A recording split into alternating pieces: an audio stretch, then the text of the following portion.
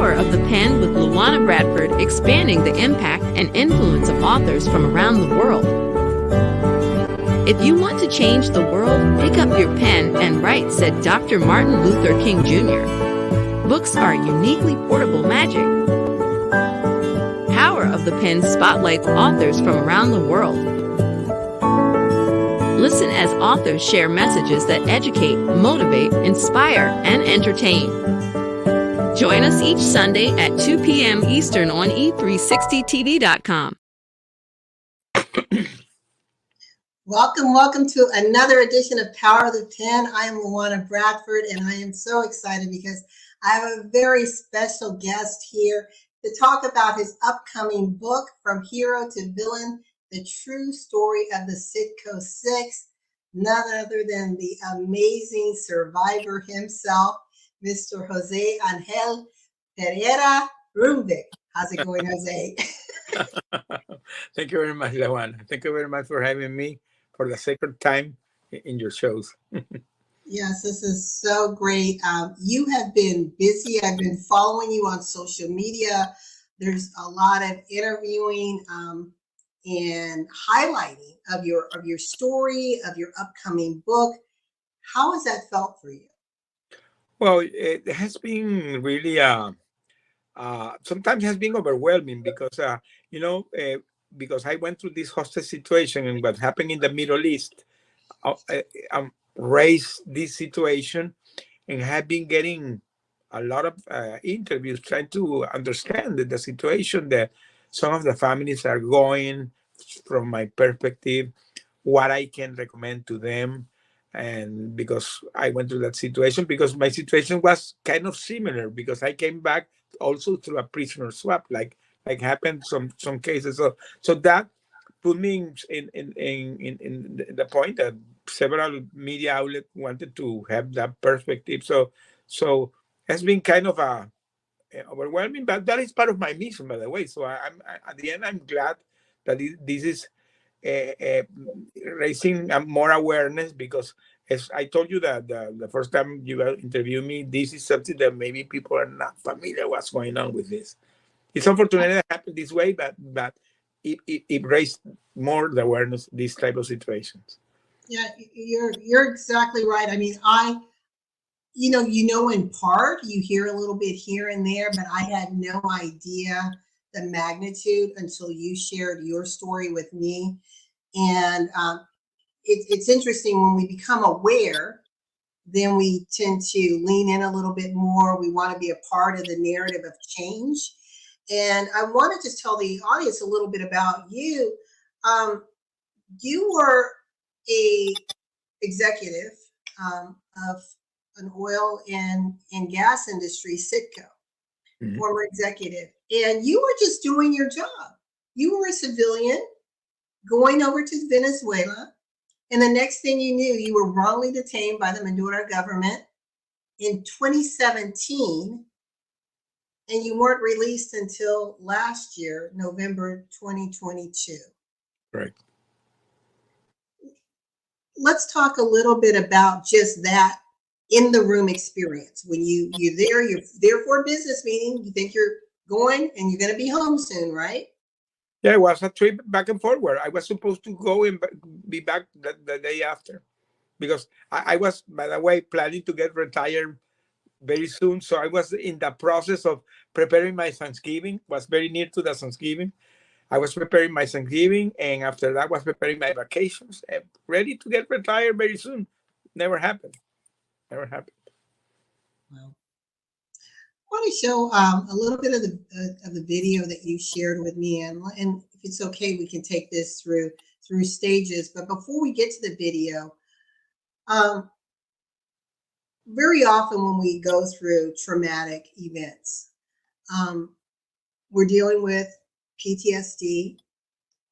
We're repressing those feelings. We just don't want to deal with it. And there's nothing wrong with that, because we're trying to recover our emotionally, mentally, physically.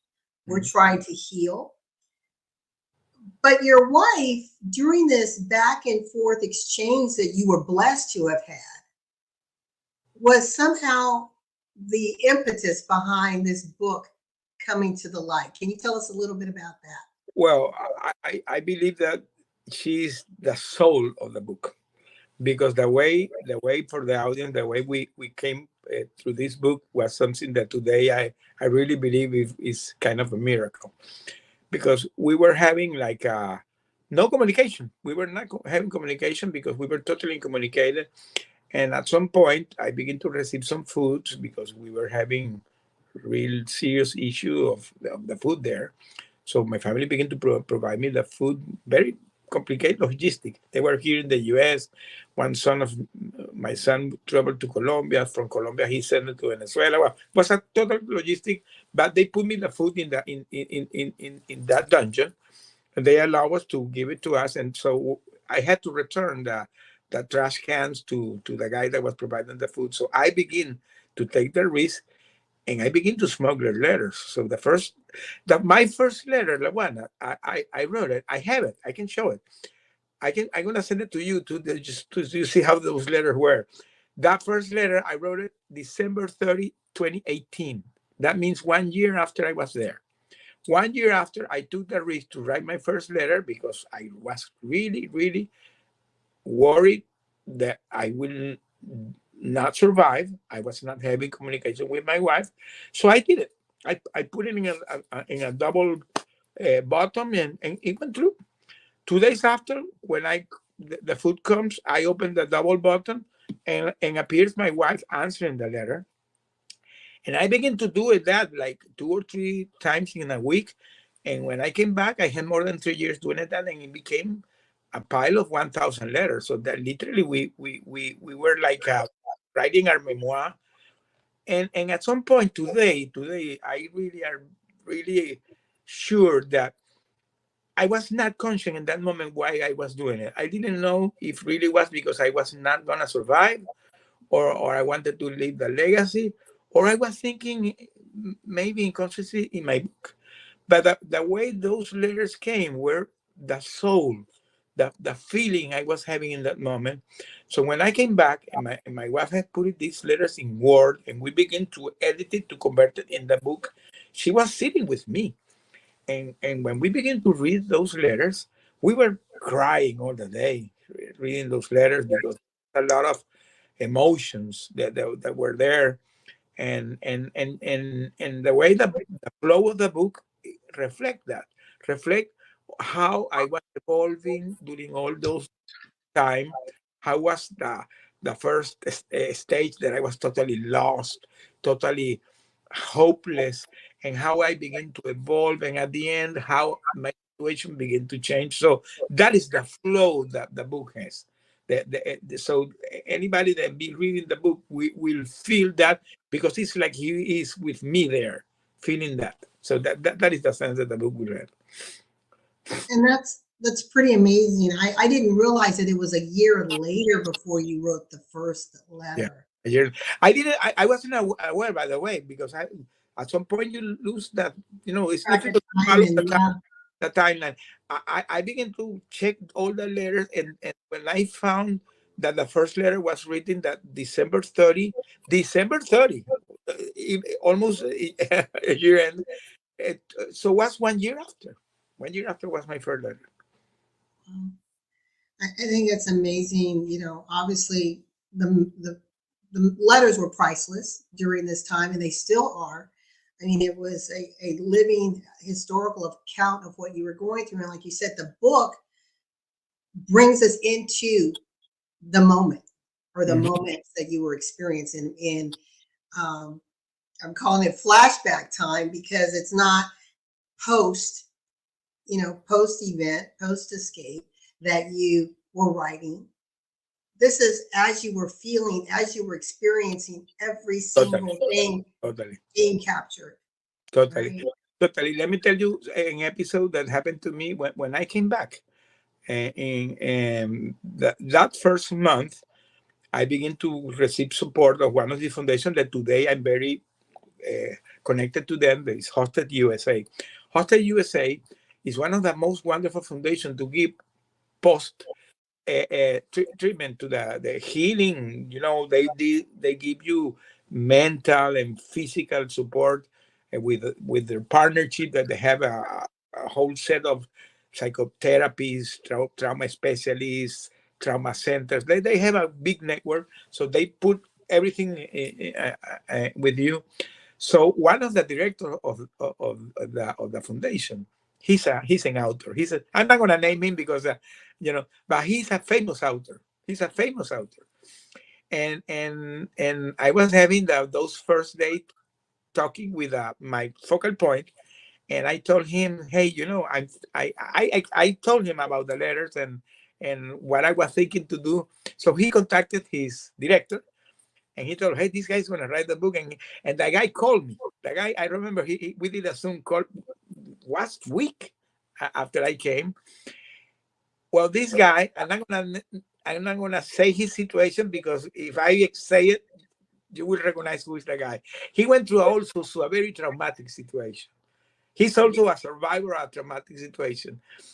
But his book, he could write it 3 years after, because he told me that for him was so difficult to remember things, go back to his memory. So he told me, wow, Jose, you are blessed that you can have those letters, because those letters were there. I didn't have to write them, they were there, It's sort of reminiscent of Anne Frank's diary, right? Yes, yes. Well, let me tell you that my publisher always say that you are doing something very similar of Anna Frank. Now, Anna, I did it because I don't. I cannot. To tell you the truth, today I still figure out how I took so much risk, because that situation could have been really bad for us if they discovered those letters, but for the grace of God, never happened. And it was kind of funny, because at some point, my wife, we began to have more communication by phone, and I begin to some way we developed like a secret code between us, because she the other day a guy told me that I'm the James Bond of the writers, because we didn't because we developed like a secret code, because they were having contact with the State Department and the Congress and with a president. They were received 2 times in the White House. So they were having this high political contact, trying to bring us back. And she was mentioning me this guy, but we put all of them secret codes. So when I saw any code, we knew what we were talking about. And by the way, when I begin to say that letters were gonna become my book, that name From Hero to Villain, I put it there. And you know what that was the secret code of the book? H to V. H hero to V villain. So every time I was referring to H to V in my letters, I was talking about my book. Wow. So How amazing. How amazing. Let's show a little bit of this video, and we're going to pause it along the way so we can get into a discussion. And to our listening audience, we are here with Jose Angel Pereira Rumvik to talk about his survival of a hostage situation, the true story of the CITGO 6. So we'll get started right now. Mhm. Como jefe de Estado procedí a solicitar una investigación urgente dado las graves denuncias que me llegaron a las manos. My name is Jose Pereira. I am a former oil and gas executive. I'm one of the CITGO 6.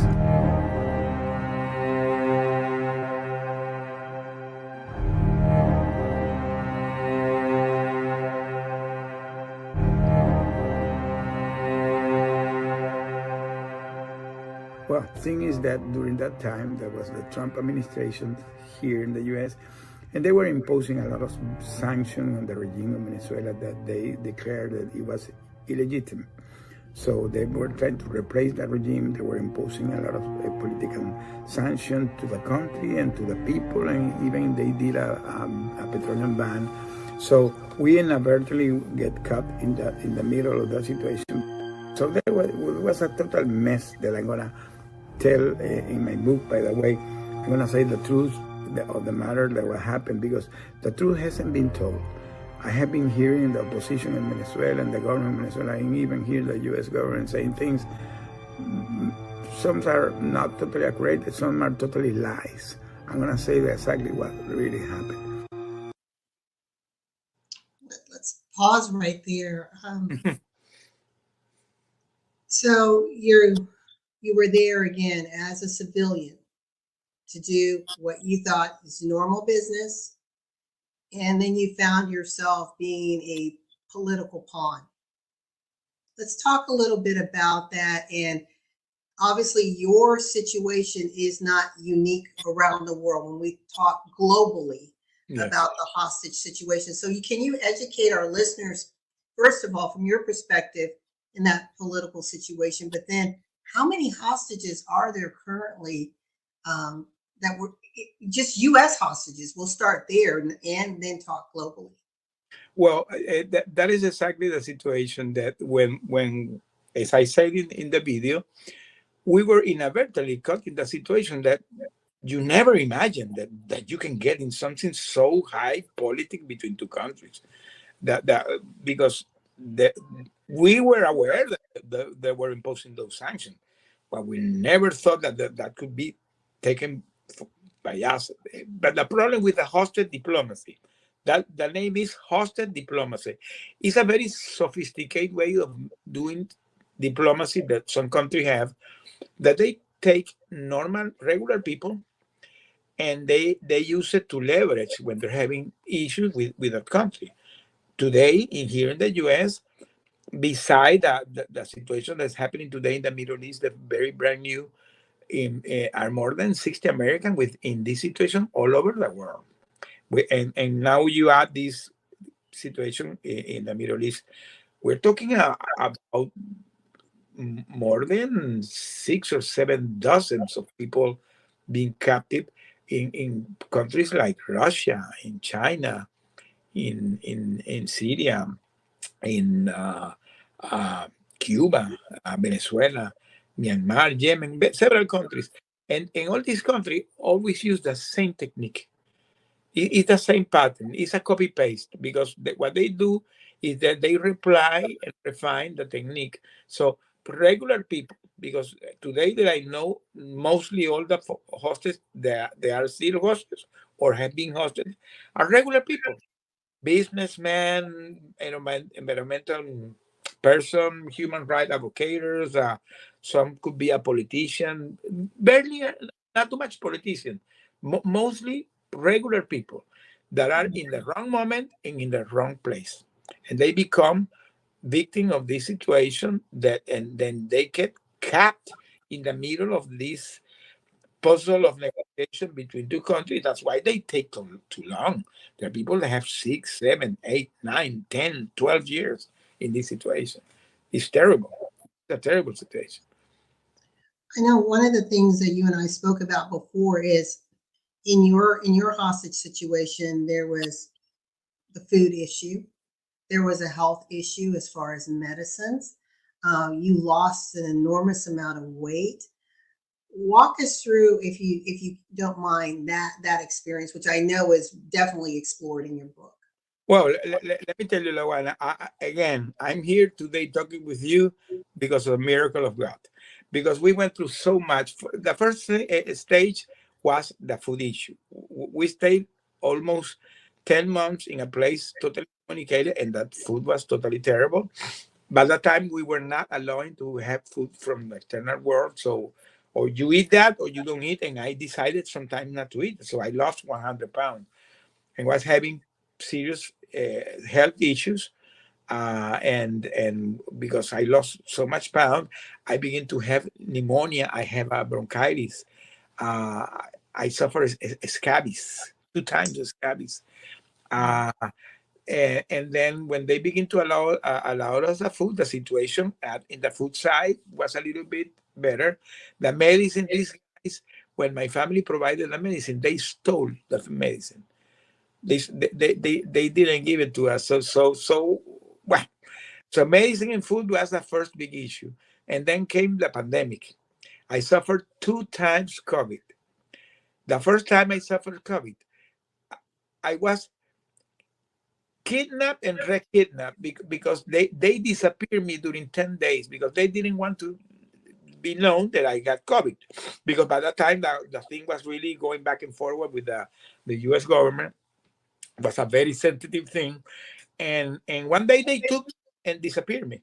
So I was isolated. I discovered then that they put me in like a hotel that was like a camouflage hospital. And I was there with all my veins, etc. And I was almost ready to get in tube. I was almost getting tube because I was really bad. And one of the guys,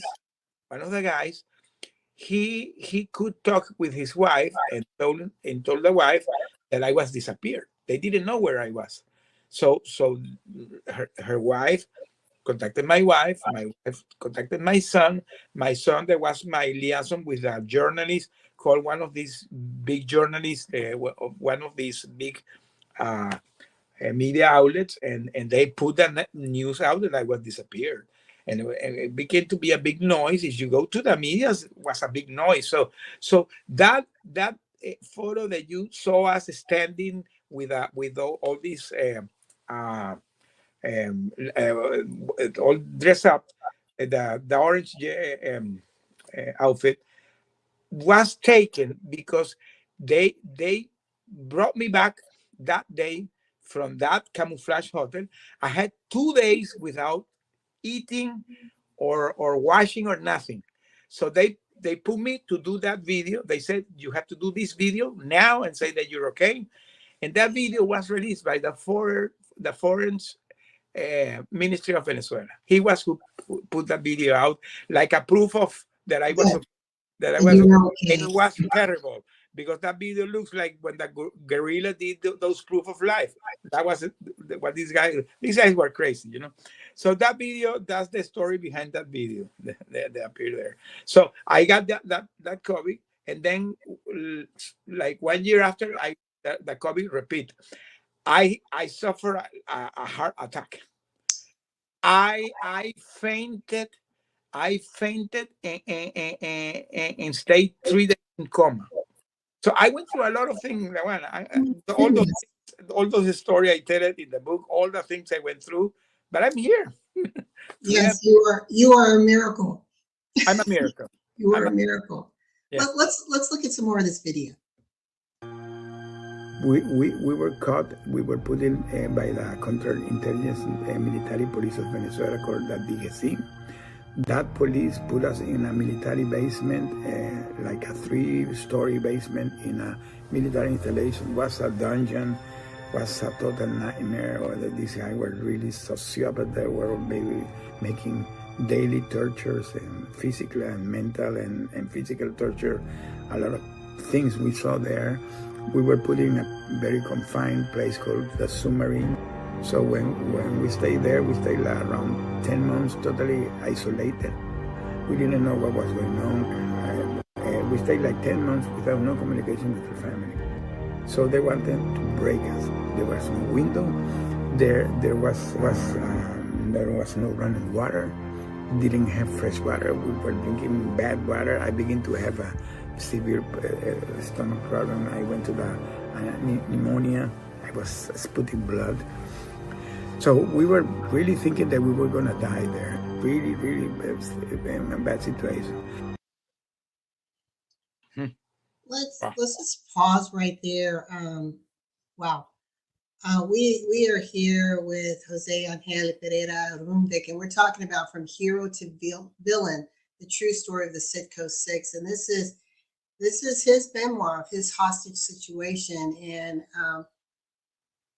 going from captive to survivor. But I know when we spoke before, obviously my heart was just grieving for what you went through. But even now, I'm just in shock at, and again, I guess we just don't think, right? We don't think about, we know the conditions are subpar, but like you said, the water, you know, not having clean water. I mean, just sanitation conditions. I forgot this was during the pandemic. You have a heart attack. I mean, you are Superman. I thought my dad was Superman. You are Superman. You know why I survived, Wagner. You know why I survived? Because 1 month before my heart attack, died in prison a very high profile military, a very, very, very high profile, one of my most highest military of Venezuela. He was there in the prison and he died 1 month before me. And when I had the heart attack, I remember the director of the prison said, I cannot allow that another guy die here. So they treat me very fast, and I survived because of that guy.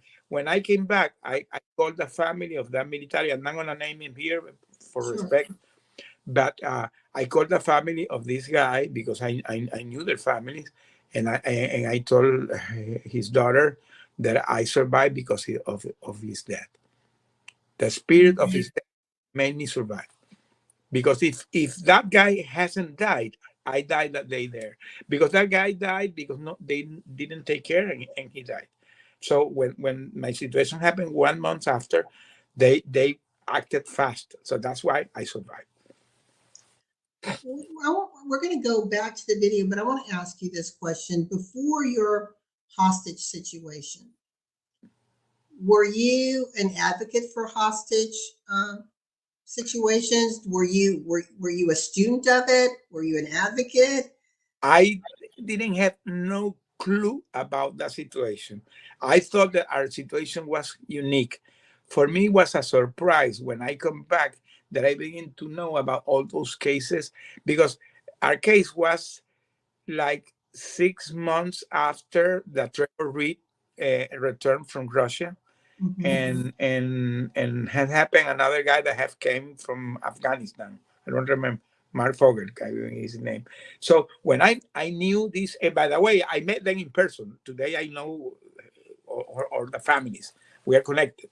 When I met the family of those guys, and they begin to talk about their story, I was in shock hearing the same thing that I was going through. That's why today I'm very, you know, it's a copy paste. They use the same technique, the same thing they did it to me. They did it to these guys.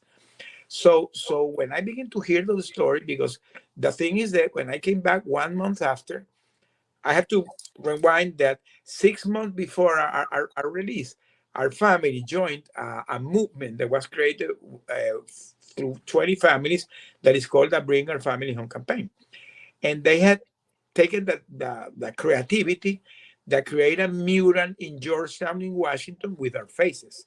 So there's a famous mural. It's called, I'm gonna name him because I love that guy, Isaac Campbell. Isaac, he did this mural in this alley in Georgetown with 20 faces, very big faces. So he told each of their family to bring the latest photo that we had of our loved ones. So my wife gave my latest photo and all the families, and he did the mural. So that mural was in Washington. So the White House was having a lot of pressure, the media going to the mural. So that mural became like a magic for me. So when I came back, I decided to go to the mural, but I was planning to do like a quiet trip with my wife and take some photo. It began to be an event because there was a lot of press, the Congress, the embassies. They did a big party. I knew a lot of people that day because I didn't realize that I was the first hosted that had gone back to that mural. So by the way, Isaac this year he's a Fulbright alumni, and he was the keynote speaker in the Fulbright convention this year. He took the mural, and I recorded something for him because he did this great mural. He did another one here in Houston, and he did another one in Arizona. So there were 3 murals done by him. So there's one in Arizona too? There's one in Arizona. He did like 1 month ago. And the one here in Houston was unveiled on July 4th. We did a big event July 4th in that mural, and we gathered all the former hostages, and we gathered all the families. So that's why I begin to get involved in the hostage community, because all these things put me knowing all the people. I begin to meet all the siblings, all the fathers or mothers, daughters, sons, and you begin to get connected.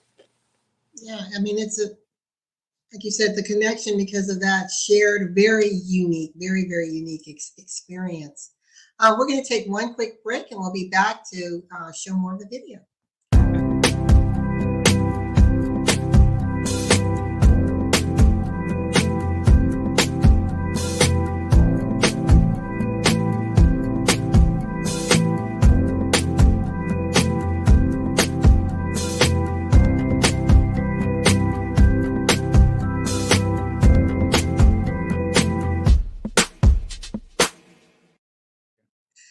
Okay, we're now back and we're going to watch a little bit more of the video and discuss the book. When I begin to receive the food and the medicine, at some point I begin to smuggle letters because I needed communication to my wife. So I took the risk. Maybe I could have died, but I took the risk. I began to smuggle letters in the trash cans, and that was effective because I sent her a letter, and like 2 or 3 days later, I received a letter from my wife replying me, and we began to do it like that, back and forth with writing, and it began to be a routine. Every 3 days we were writing. We began to develop a secret code.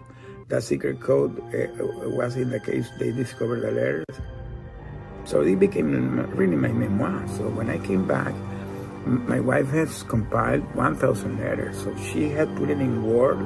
So when I decided to go back to the letters and compile them, that's the way I wrote my book. So you will see and feel in the book the process I was going through, all what I was suffering in the moment, because you will see it there.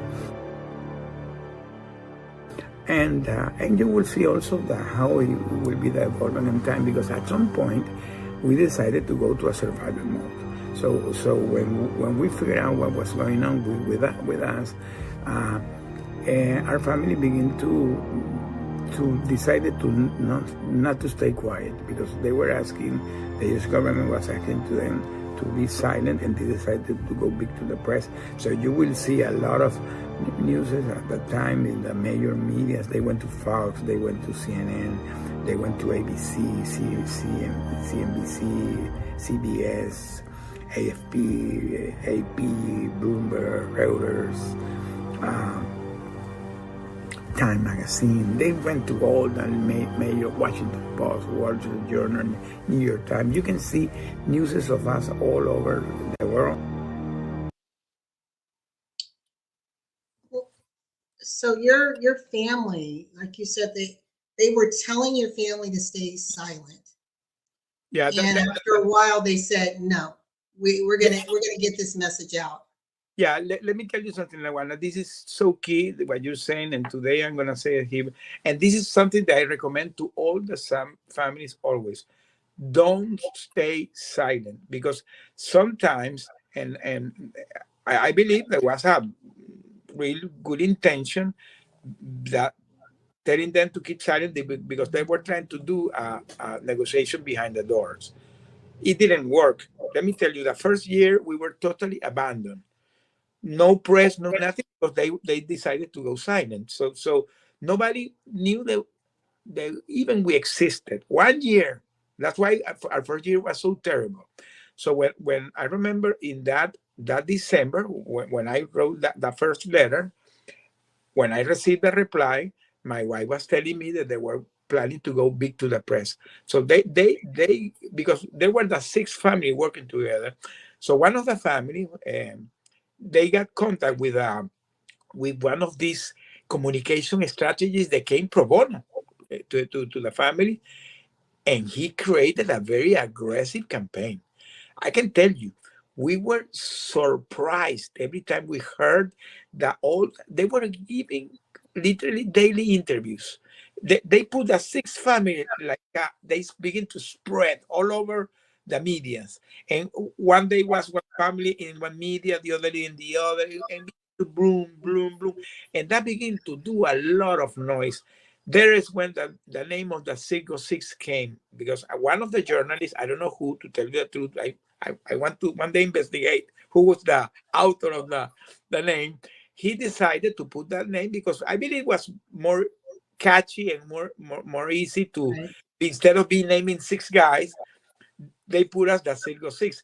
And let me tell you, Lawana, that name became that you can go back to the medias and see Donald Trump, Mike Pence, Mike Pompeo, everybody talking about release the CITGO 6, release the CITGO. So everybody was talking about releasing the CITGO 6. So we became a brand. And it's funny because one of the guys that was with me, he's musician, and he told me that one day we're gonna put a rock band and we're gonna call the CITGO 6. But it's funny that I'm gonna just do a quick sidebar here. You just said we became a brand, and because it is so simple and it's catchy and it's memorable, right? Then it was easy to catch on like wildfire. So now when people hear it, it's like, I know what that is, right? Yes, yes, Instead of yes. trying to remember, like you said, the name of the individual, but you know that there was a group of executives that were held hostage, U.S. citizens that were held Yeah. hostage. Let's go a little bit more into this video. At that point, the pressure was so big that they decided to put us together. For the first time in like 1 year, we were put together in a closet. We were literally living in a closet, a 100 square feet closet. We were stay there almost the rest of our confinement, more than 3 years. More than 3 years without no windows, the door totally locked all the day. And at the end, well, we decided to go to a survival mode, and we decided to survive. I want to pause right there because we hear about things, from the media or movies, solitary confinement. But you said all six of you were contained in a small space with no windows, doors locked. Were you ever able to go outside? We at the beginning stayed months locked, month without seeing the sky, or a month. Of course, as the situation begin to evolve, we begin to go every 2 or 3 times in the week. At some point, we were going almost every day, but that was at the end. But when we got confined, as I said, the first year, because the first year we were totally separated. Lawana, we were so isolated that I didn't know where my colleagues were because they separated us. So we lost the sense of time, and we didn't know where they was. So the day the guard came and said, they call us the CITGO 6. Hey, CITGO 6, come here. So they called me, CITGO 6, come here to the door. And then I went to the door, and they said, take your things. You're gonna be moved. So they gave me like 5 minutes to do everything, like the militaries. So I was grabbing everything fast. And when okay, you're gonna go there. That when I go to that tiny room, I see my colleagues the first time after 1 year. So we wow, I can tell you, was really emotional. Was really emotional. And that day, because it was the first time we saw after 1 year. Yeah, you didn't know who was still living, right? We didn't know who was leaving. We didn't know. We didn't have no clue. So looking them was, wow, we're all alive.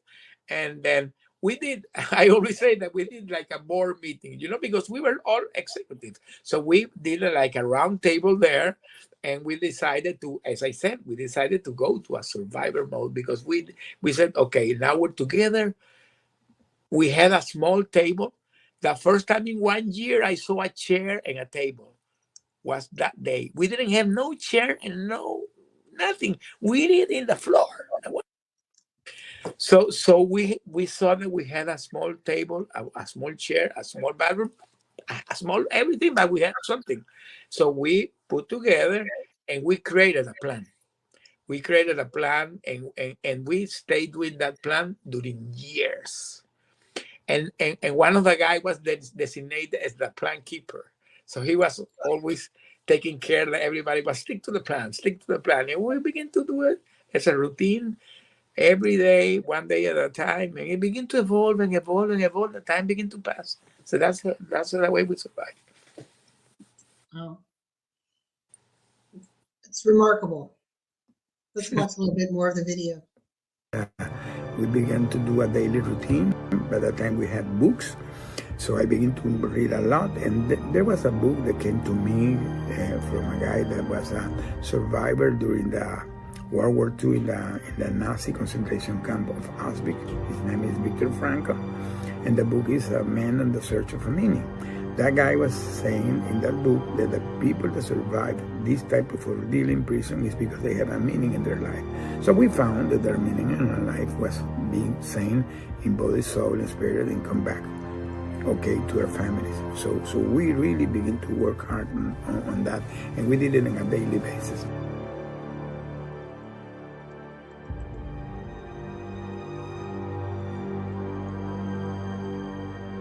I decided to write my book. I want to set the record right, that what really happened there.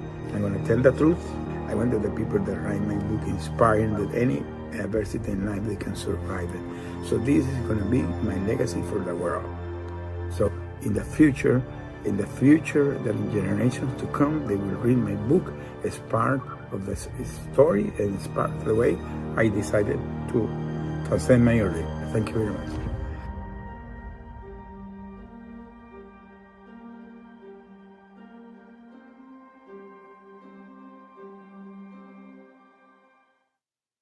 These are all the foundations. Today I'm working with them, and part of my procedure are going to be to support those foundations.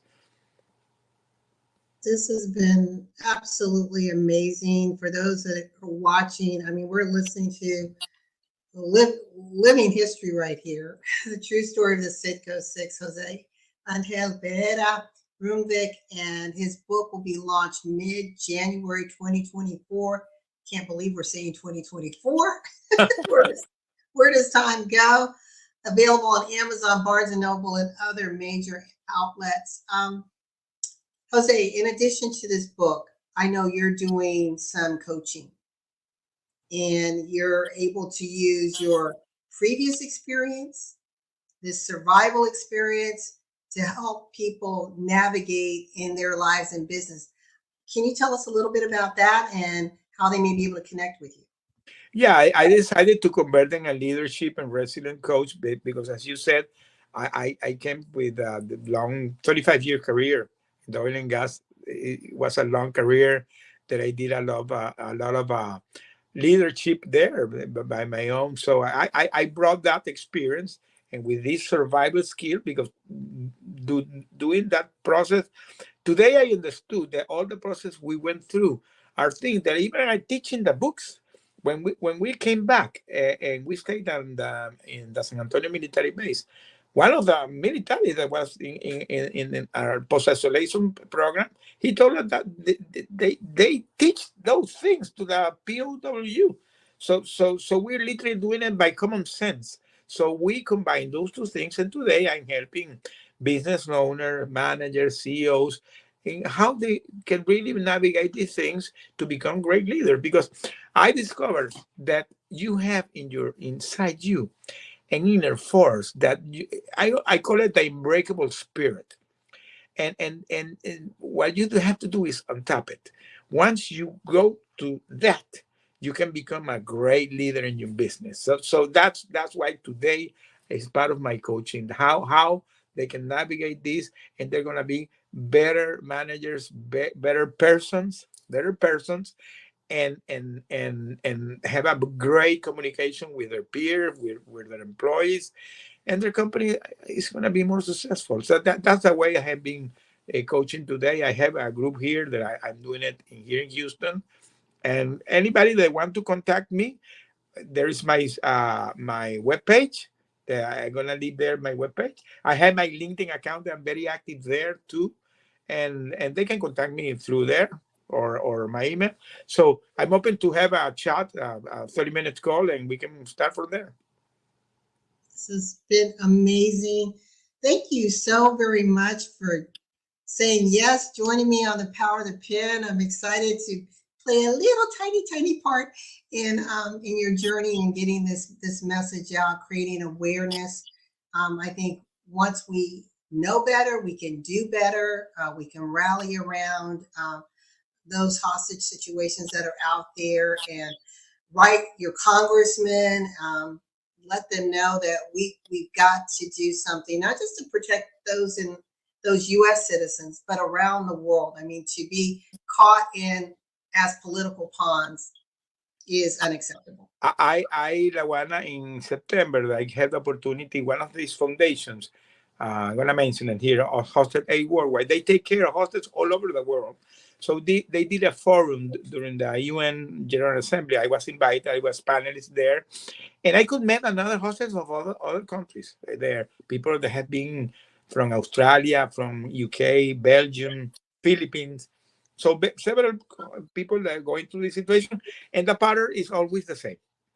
So today I can say this is a copy paste. It's a very sophisticated way of doing diplomacy, very evil but sophisticated, doing leverage with people, human beings. Oh. Well, thank you again for joining us on Power of the Pen. Ladies, gentlemen, reach out to Jose, get to learn a little bit more about him. If you're interested in his coaching program, that leader, how do I tap into my unbreakable spirit? He's the one you want to talk to if you want him to come and speak and be an inspiration of what it's like to not only survive, but overcome and to find a purpose that's even bigger than he ever imagined.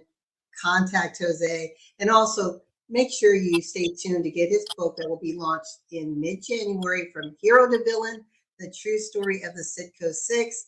It'll be available on Amazon, Barnes & Noble, and all the other major outlets. Thank you for having me. Thank you so very much. And I just want to encourage everyone to please be willing to speak up, to speak out, to remember that the power of the pen does make a difference in our world. And it really takes a community. It takes a village. And as you said, Jose, it's all of these foundations, you partnering with the families, with other survivors to heal and to help heal the world. And that's a beautiful story. Thank you. So we will see you all again next week on another edition of Power of the Pen. And just remember that in life and in business, when your vision intersects with opportunity, success is inevitable. Thank you so much, Jose. Bye. Bye-bye. Bye.